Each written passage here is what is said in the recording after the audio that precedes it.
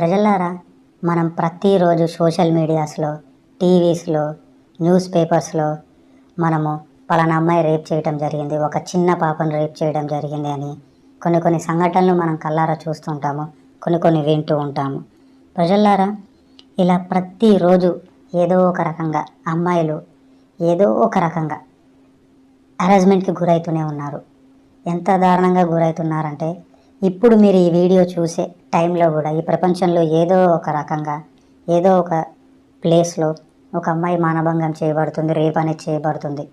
So ఇంత దారుణమైన సంఘటనలు అనేవి ఈ ప్రపంచంలో ఏదో ఒక మారుమూలన జరుగుతూనే ఉంటాయి. అవి మనకు కొన్ని తెలుస్తాయి సోషల్ మీడియా ద్వారా, కొన్ని మనకు తెలియదు. సో కొన్ని మనం తెలిసినవి వింటాము, చూస్తాము, అయ్యో పాపమని మాట్లాడుకుంటాము, తర్వాత వదిలేస్తాము. ఎవరి పనిలో వాళ్ళు బిజీ ఉంటాము. మన ప్రాబ్లమ్స్, మన సిచ్యువేషన్స్, మన ఫైనాన్షియల్ ఇష్యూస్ ఎన్నో మనకు ఉంటాయి. సో విన్నప్పుడు బాధేస్తుంది. సో అయ్యో పాపం అనుకొని వదిలేస్తాం. సో అన్లెస్ అంటిల్ ఏ ప్రాబ్లం అయినా అది మనము ఫేస్ చేయనంత వరకు అది మనకు చాలా ఈజీగా అనిపిస్తుంది. సో ఏదైనా మనం అవతల వాళ్ళకి జరిగిన సంఘటనలు మనము అది చూసినప్పుడు, అది మనం అనుభవించినప్పుడు చాలా తేడా ఉంటుంది. సో అట్లాంటి ఒక పెయిన్ మన లైఫ్లో జరిగితే కానీ ఆ ఎక్స్పీరియన్స్ అనేది మనకి అర్థం కాదు. సో నాకున్న కొంతమంది అమ్మాయిస్లో కొంతమందికి చాలా డేంజరస్ సిచ్యువేషన్స్ జరిగాయి. సో వాళ్ళు నాతో షేర్ చేసుకోవటం జరిగింది. సో అందువలన నేను ఈ వీడియో చేయటం జరిగింది. సో చాలా బ్యాడ్ సిచ్యువేషన్లో ఈ వీడియో చేస్తున్నా.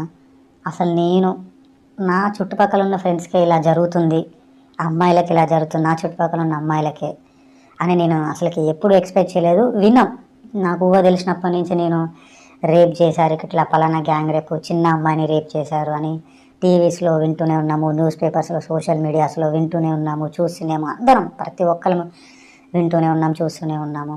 అయ్యో పాపం మనం మాట్లాడుకున్నాము. కొన్ని రోజులు, కొన్ని నెలలు ఆ ఇన్సిడెంట్స్ గురించి మాట్లాడుకుంటాము, కొన్ని రోజులు జాగ్రత్తగా ఉంటాము, తర్వాత కోర్ పని వాళ్ళదే. సో అందరి జీవితంలాగే నేను కూడా నార్మల్గానే అలానే వెళ్ళిపోయేవాడిని. సో అది మనకి జరగనంత వారికి ఆ పర్టికులర్ సిచ్యువేషన్ వాల్యూ అండ్ ఆ పెయిన్ అనేది మనకి తెలియదు ప్రజల్లారా. సో ఇప్పుడు నేను చెప్పాలనుకుంటుంది ఏంటి అంటే, ప్రతి ఒక్క అబ్బాయి జీవితంలో అమ్మాయిలు చాలా ముఖ్యమైన పాత్ర పోషిస్తారు. సో ఎలాగా అంటే, ఒక అమ్మ ద్వారా, ఒక గర్ల్ ఫ్రెండ్ ద్వారా, ఒక సిస్టర్ ద్వారా, నాయనమ్మ, అమ్మమ్మ, ఇలా చెప్పుకుంటూ పోతే మనకి పెళ్ళైతే మన కూతురు ద్వారా ఇలా ఎన్నో ముఖ్యమైన పాత్రలు, క్యారెక్టర్స్ని మన జీవితంలో మనకి వాళ్ళు పోషిస్తూ ఉంటారు.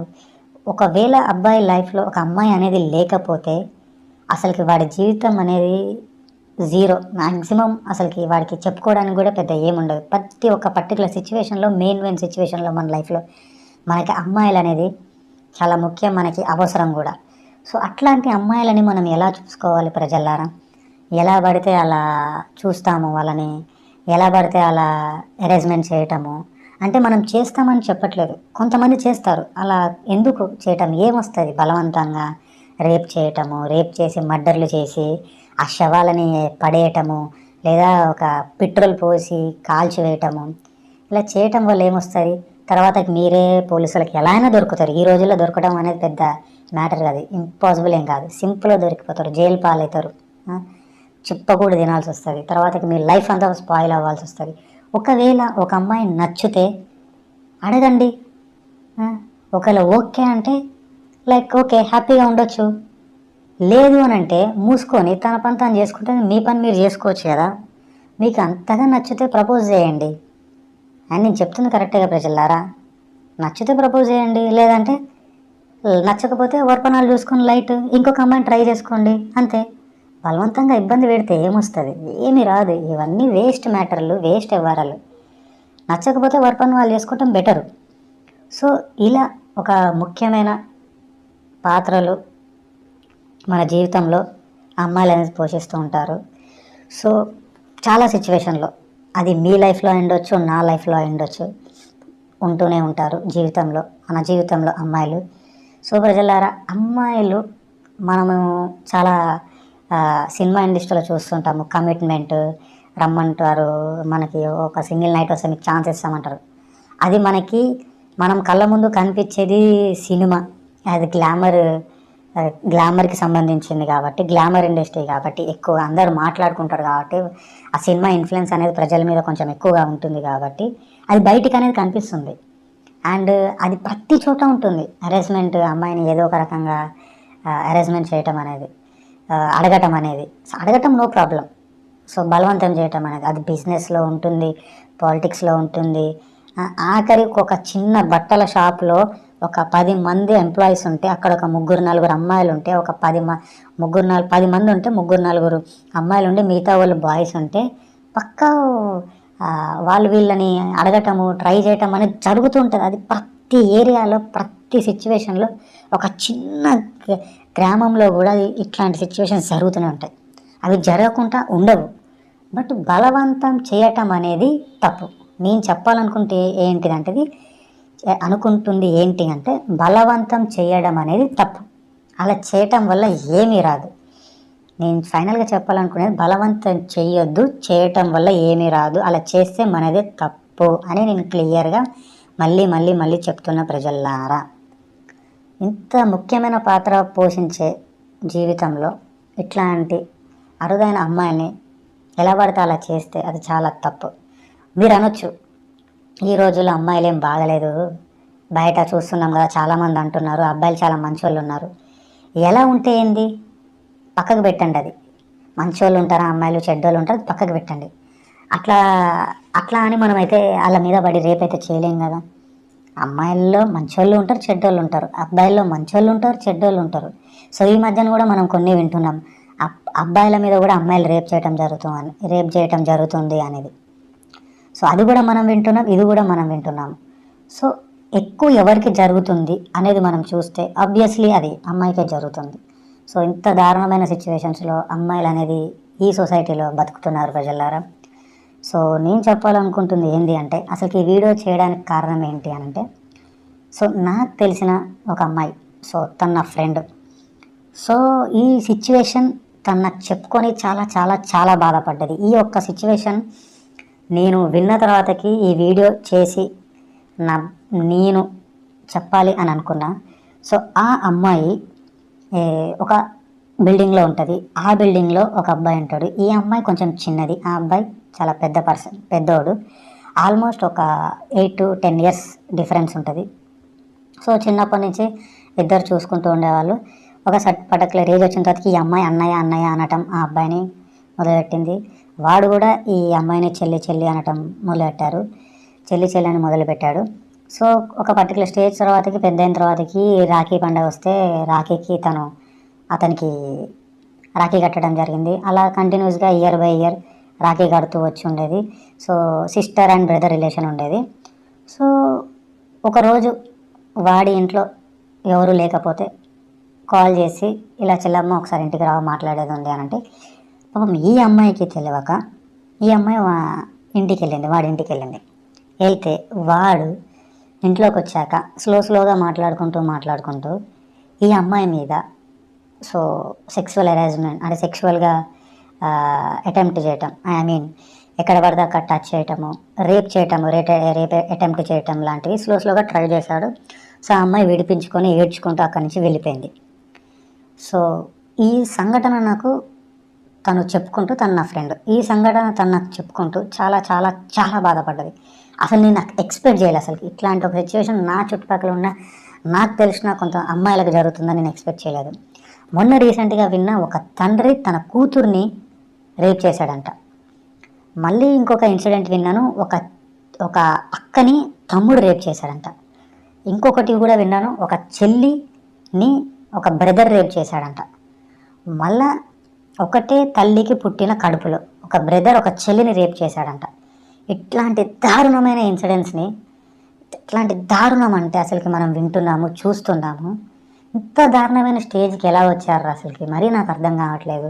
కన్న కూతురునేంది, సిస్టర్నేంది, మళ్ళీ రాఖీ కట్టించుకున్న చెల్లని అలా చేయటం ఏందిరా, అసలుకి చాలా చాలా చాలా చాలా టూ మచ్ రా ఇది.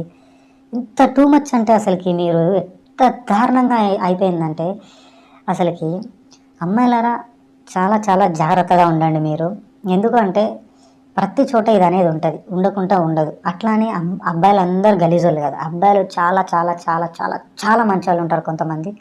సో వాళ్ళతో వాళ్ళు మీ లైఫ్లో తగిలితే వాళ్ళని కాపాడుకోండి, వాళ్ళతో మంచిగా ఉండండి. అంతేగాని వేరే గలీజ్ వాళ్ళకి పడిపోయి వాళ్ళ ఒలలో పడిపోయి మీరు మీ లైఫ్ని ఖరాబ్ చేసుకోకండి.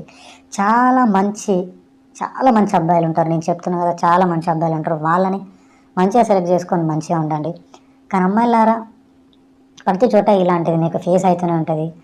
సో మీరు తట్టుకోవాలి. ఇట్లాంటి వాళ్ళని ఎంతోమంది కొంతమంది అమ్మాయిలు చూసే ఉంటారు. నేను చెప్తున్న ఈ సంఘటనలు ఈ వీడియో ఏ ఒక్క అమ్మాయి చూసినా కానీ ఆ అమ్మాయికి ఈ ఇన్సిడెంట్స్ అనేవి తగిలే ఉంటాయి, నాకు తెలిసినంత వరకు మ్యాక్సిమం. మా ఇంటి దగ్గర ఒక 60 years ఒక ముసల్ ఆయన ఒక 10 years పాపని ఎక్కడ పడితే అక్కడ టచ్ చేయటం నేను చూసాను. ఆమె చిన్న పాప. సో ఒకరోజు నేను ఆ తాతని వెళ్ళి అడిగా నార్మల్గా, తాతగారు మీరు ఇట్లా ఇట్లా చిన్న పాపని ఎలా పడితే అలా టచ్ చేస్తున్నారు, మీరు వాంటెడ్గా కావాలని టచ్ చేస్తున్నారా, ఏదో ఒక ఇంటెన్షన్తో టచ్ చేస్తున్నారు, లేదో ముద్దు ఉన్నది కదా అని పాప అలా టచ్ చేస్తున్నారా, లేదా మీ మనవరాలు వయసు ఉన్న అమ్మాయిని టచ్ చేస్తున్నారా అని అంటే దెబ్బకి ఫేస్లో ఎక్స్ప్రెషన్ చేంజ్ అయింది ప్రజలారా. నేను అనగానే వాడి ఫ్యూజులు అవుట్ అయినాయి, అసలు అతని ఫ్యూజులు అవుట్ అయిపోయినాయి, ఆ ముసలాడి ఫ్యూజులు తెలుసా. సో నేను చెప్పగానే అసలు ఫేస్లో ఎక్స్ప్రెషన్ చేంజ్ అయిపోయింది.